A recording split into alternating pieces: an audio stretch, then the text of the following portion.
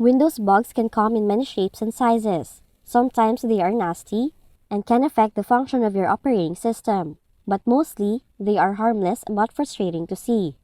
And one example is that your icons is bunching up on your Windows 11 taskbar.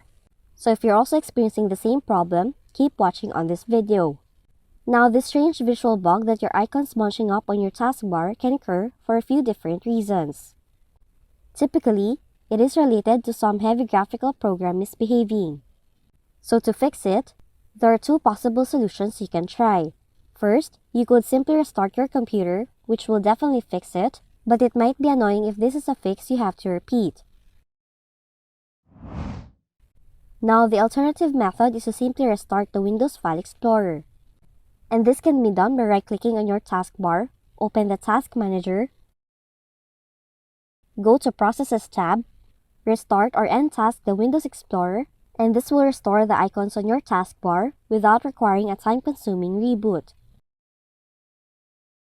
And that's how fast and easy you can fix icons bunching up on your Windows 11 taskbar.